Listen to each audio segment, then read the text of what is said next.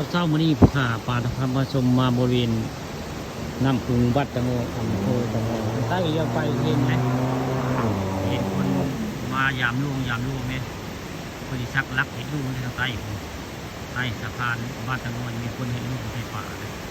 นี่ก็คือเป็นภาพบรรยากาศบริเวณสะพานบ้านตะโงอำเภอเต่างอยได้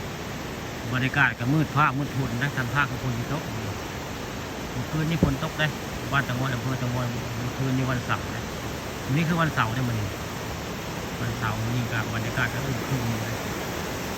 ทำผ้าคือคนที่ตกวันนั่นแหละเรือไปก็มืดไปทั้งผ้าก็ได้มืดผ้ามืดฝนคือคนที่ตกผู้ข่ายืนนั่นนี่ก็เป็นญาติได้ญาติศาลานี่ก็ลุ่มลงบางแล้วนี่ศาลาที่ผู้ข่ายืนเป็นญาติได้บางแล้วคือที่เงื่อยลงก็ลุ่มลงไว้ง่ายมันน้ำผ้าน้ำมันเซาะ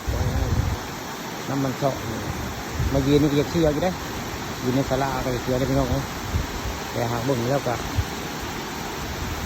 มันก็คือสีบุรุษเนาะเบิ่งแล้วนี่ศาลาบ้านตะโงอำเภอตะโงศาลางอยบนน้ำพุง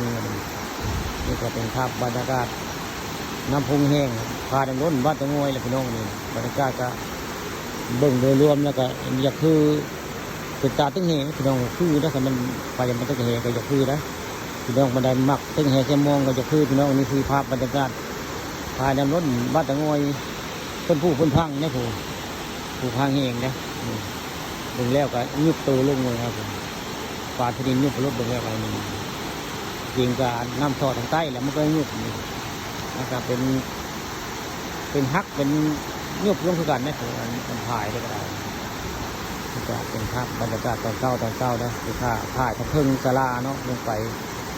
มันจะเป็นมุมกว้างในเรือเบิ่งก็มันจะเป็นว่างเลยไงนี่คือภาพบริเวณ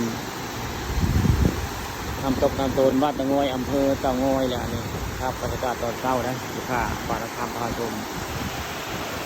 ภาพตอนเช้าน้ำแห้ง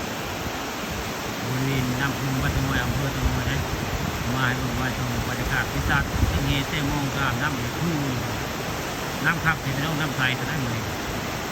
มีการภาพบริเวณป่าน้ำรุ่นบ้านตะโงแหละค่าปาราคามพาชมเอามาให้เบิ่งมาชมตอนเช้านี้วันเสาร์บรรยากาศกับน้ำแห้งได้หมดนี่คือภาพน้ำแห้งบริเวณน้ำพุงวัดตะโงอำเภอตะโงป่าน้ำรุ่นวัดตะโงกระเม่นน้ำมันนี่